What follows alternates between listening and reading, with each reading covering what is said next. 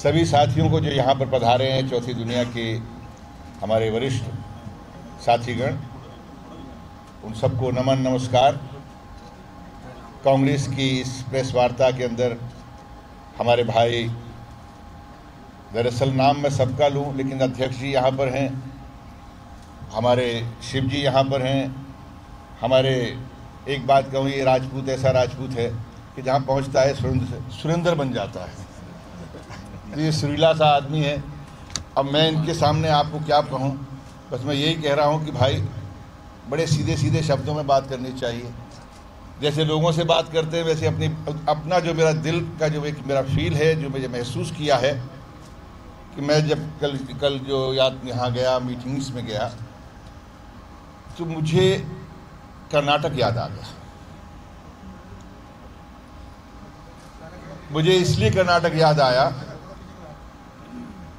कि ये बदलाव की भावना, ये बदलाव जो मैं आज देख रहा हूँ, इस बदलाव में जोश भी है, इस बदलाव में कहीं गुस्सा भी नज़र आ रहा है, कहीं इमोशन भी नज़र आ रहा है। कर्नाटक का पूछेंगे आप, मैंने क्यों कह रहा हूँ कि कर्नाटक में भी ऐसे ही कृत्रिम तरीके से छल कपट, खरीद फरोख्त से वहाँ की सरकार को तोड़ा था। और कर्नाटक में इस बार जो चुनाव हुआ, कर्नाटक की जनता ने ऐसा मुंह तोड़ जवाब दिया कि कांग्रेस की दुगनी सीटें आई। ये आज मध्य प्रदेश के अंदर मुझे बहुत साफ नज़र आ रहा है। अगर आपको इस बात का यकीन नहीं, देखिए मैं शिवराज जी के बारे में उनका नाम लेके इसलिए कह रहा हूँ, मुझे कभी कभी तरस आता है। उनकी पार्टी ने उनको पिछली बार चेहरा ना बना के हटा दिया था। वो तो जो लोग बड़ी बड़ी जगहों पर बैठकर जिन्होंने फैसले किए, उनको दोबारा से बना दिया गया। इस बार भी कोई चेहरा वो है नहीं, वैसे वही नहीं बल्कि इस प्रदेश का कोई भी नेता, इस जो यहाँ का विधायक है, स्थानीय नेता है, उसको बीजेपी के लोगों ने इस लायक नहीं समझा कि इनको रिप्लेस किया जा सके। इसीलिए अब जितने भी बड़े बड़े चेहरे, कोई सांसद है, कोई मंत्री है, उनको यहाँ पे पटक दिया बेचारे। यानी इसका मतलब उनको डिमोशन करने के लिए आए। तो वो लोग यहाँ पर आ चुके हैं और वो अपनी ज़मीन खोजने की कोशिश कर रहे हैं। अब इन्होंने भी, बड़े नेता आते हैं यहाँ पर, कांग्रेस के बारे में कहते हैं कि साहब अगर कांग्रेस की सरकार आई तो लाडली बहना चली जाएगी, लाडली बहना की स्कीम चली जाएगी। मुझे बहुत दुख हुआ। देश के गृह मंत्री हैं, बड़ी बात कहने की उनके अंदर एक, हम उम्मीद करते हैं कि बड़ी बात कहेंगे, लेकिन ना, ऐसा ना हुआ। अधूरी बात कहने का उनकी एक परिपाटी है, क्योंकि वो हर चीज़ को आधा करके देखते हैं। अरे भाई, अगर लाडली बहना जाएगी तो ये क्यों नहीं देखते? कमलनाथ जी ने लाडली बहना के साथ साथ में बहन को लिया, भाभी को लिया, अम्मा को लिया, चाची को लिया और मामी को भी ले लिया है। क्या बात, मामी को भी मिलेगी। तो इसलिए पहले जो बेचारे जाने वाले हैं उनको सबको ले लिया। नारी सम्मान वो योजना है जिसमें महिलाओं का सम्मान है, माताओं का सम्मान है, बहनों का सम्मान है। उसमें कोई फिरका परस्ती नहीं है कि भाई हम तो इसको देंगे, उसको नहीं देंगे। आज थोड़ा सा घबराहट तो हो ही गई है। और फिर ये भी लाडली बहना कौन से मैंने बहुत पहले से शुरू की थी। 18 साल सरकार में रहे हैं ये लोग, मेरे ख्याल से 18 महीने हुए। इससे पहले क्या इनको यहाँ नज़र नहीं आया? आज इनको याद आ रहा है? सिर्फ 3 महीने, 3-4 महीने। मतलब मुझे ऐसा लगता है कि सिर्फ वोट की राजनीति में इनको बहन भी याद आती है। ये कुछ इस तरह की चीज़ें हैं जिसमें हम लोगों को अब साफ लगने लगा है कि हम चुनाव नहीं बल्कि लोगों की भावनाओं को लेकर हम चल रहे हैं। और हमारा काम सिर्फ इतना है कि अगर वो चाह रहे हैं कमलनाथ जी की सरकार आए तो हम कम से कम ज़्यादा से ज़्यादा लोगों तक पहुँचें और कमलनाथ जी ने जो कहा है, जो वादे किए हैं, वो वादे पूरे करें। और पिछली बार जब सरकार आई थी, इनके छदम के पहले जब सरकार थी तो धड़ाधड़ जल्दी में सारी चीज़ें जो वादे किए थे वादे पूरे किए गए। अरे भाई, आपको भी वादे पूरे करने चाहिए थे, एक वादा पूरा नहीं किया। आज ग्वालियर के अंदर तो मैं दावे के साथ में कह सकता हूं, मैं महलों पर उंगलियां नहीं उठाता, लेकिन अटारी पर जरूर कहूंगा कि अटारी पर बैठने वालों, लोगों को इतना नीचे होकर मत देखो कि बहुत छोटे हैं। इस ग्वालियर ने आपको 57 साल का वो रिकॉर्ड तोड़ के बता दिया है कि यहाँ मेयर जो है, आपकी अटारी ऊंची रही होगी लेकिन आपकी ज़मीन से यहाँ मेयर बना दिया है और ये कांग्रेस पार्टी का मेयर है। तो जब ये बदलाव आना शुरू हो गए हैं, मुरैना, ग्वालियर, ये इस तरह की जगहें हैं जहाँ पर तो अटारी से नीचे देखते भी नहीं थे, अब तो ज़मीन पे उतरना पड़ गया है। हमारे मित्रों ने कहा है कि हम पर्यटन के लिए, और कमलनाथ जी से मुझे उम्मीद है कि हर जगह फिल्म इंडस्ट्री और फिल्म के जो प्लेसेस हो रहे हैं, मध्य प्रदेश में तो बहुत अच्छी जगहें हैं, यहाँ भी फिल्म इंडस्ट्री को लेकर उनको पहल करेंगे, और नहीं करेंगे तो हम सब लोग बैठे हुए ना करवाएंगे। ये भी वैसे बहुत अच्छे राइटर हैं, ये भी लिखते लिखाते हैं, आज यहाँ पहुँच गए हैं। अब इसी इनके चक्कर में आना पड़ गया मुझे, लेकिन मैं पर्यटन के बारे में कह सकता हूँ कि बहुत सारे हम जैसे गरीब लोगों ने महल नहीं देखे हैं। पर्यटन में जो लोग आएंगे वो महल तक भी जाएंगे, महल को देखने जाएंगे, क्योंकि है तो जनता का ही ना, ग्वालियर का ही है ना सब कुछ। तो ग्वालियर की जनता जब चाहेगी तो पर्यटन के लिए वहाँ भी जाया करेगी, और वहाँ पे जाके बाकायदा मज़े के साथ में वहाँ पर चाट खाएगी, फिर वहीं पे दोने फेंक के आएगी। ये सब होने वाला है, क्योंकि जब जनता तय कर लेती है तो अच्छी तरह से तय करती है, क्योंकि बहुत फिकाई करी है, अब लोग करेंगे।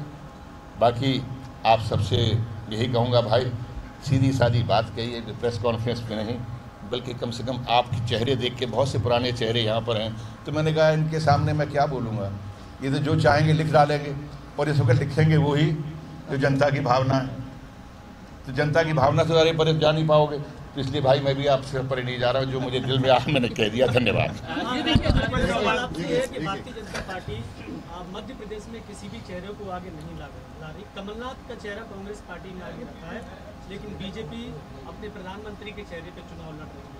तो बीजेपी की दूसरी लाइन है, इसके बारे में थोड़ा एक्सप्लेन कीजिए ना, इसका क्या होगा? नहीं, मैं इनकी किसी लाइन के बारे में नहीं, इनकी जो लाइन है वो तो सब सर्वव्यापक है, सब जानते हैं इनकी लाइन क्या है, तो मैं उससे छोटी लाइन की बात नहीं करता मैं, कि इन्होंने आप कह रहे हैं कौन से उसके बाद में।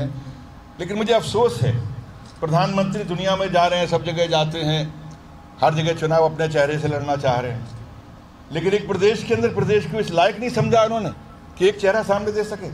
कम से कम कांग्रेस पार्टी में इतनी ईमानदारी है, चाहे कर्नाटक रहा हो, चाहे मध्य प्रदेश रहा हो, चाहे राजस्थान रहा हो, चाहे छत्तीसगढ़ हो, हम अपने कार्यकर्ताओं की जो इच्छा है, उनका चेहरा जो है, हम छुपाते नहीं।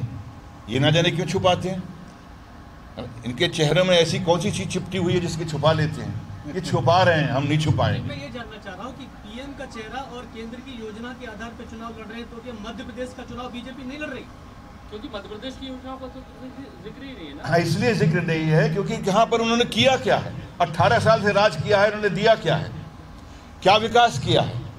ये भी मैं कल जहाँ गया था मुरैना में, रास्ते में मुझे अफसोस हुआ कि भाई बीजेपी की सरकार है, बीजेपी के जो मंत्री हैं वहाँ गडकरी साहब दुनिया में दिखा रहे हैं कि हमने पुल बना दिए, ओवरब्रिज बना दिए, यहाँ क्या हुआ, यहाँ क्यों नहीं? मुख्यमंत्री साहब इतना वहाँ पर जो है मंदिर है, यहाँ पर देखिए इन लोगों ने क्या विकास किया। ग्वालियर बचपन से आ रहा हूँ, इसके बाद भी आपको 18 साल लग गए जनता तक अपनी बात पहुंचाने में। 18 साल में हमें पहुंचाने में ना, बिल्कुल नहीं बन पाई। आपने बहुत सही कहा, इसलिए नहीं बन पाई, ये अत करने वाले अत कर ले, और उसके बाद में इन्होंने 18 साल में जो अत किया है अब कमलनाथ की सरकार और कांग्रेस पार्टी की जो सरकार होगी वो 28 साल तक ये हिला नहीं पाए। इलेक्शन में देखने आ रहा है सनातन का मुद्दा, पाकिस्तान, ये सब चीजें आ रही हैं। विकास की पीएम भी मुसलमान का जिक्र करते हैं, सनातन का जिक्र करते हैं, किस तरह से गालियां दिया जा रहा है विपक्ष। राम मंदिर का मुद्दा एक बार फिर से सामने आ गया है। हाँ, देखा, मैंने सुना इंदौर के अंदर बड़े पोस्टर लगे हुए। मैंने देखो भाई, जहाँ तक सवाल है भगवान राम का, हमारा राम सबका है, इनका राम इनका होगा, हमारे राम तो सबके हैं। और हम तो भैया खुद सनातनी है, तो इसलिए हम राजा सनातन के बारे में तो कुछ कहना नहीं चाहेंगे। डबल इंजन की सरकार जरूरी है। अरे भैया, एक ही इंजन से चल दो, बोगी ये जितनी खाने वाली बोगियां वो हटा दो ना। 43,000 करोड़, इतने हजार करोड़ का जा रहा है जो। अभी आपने ये कहा कि दोनों पत्थर फेंके जाएंगे, कांग्रेस सरकार आने के बाद क्या महल को चौपाटी बनाएंगे आप? नहीं साहब, मेरा कहने का मतलब है दोनों पत्ते जो है ना, वहाँ ड्रम रख देंगे हम लोग, वहाँ फेंकेंगे।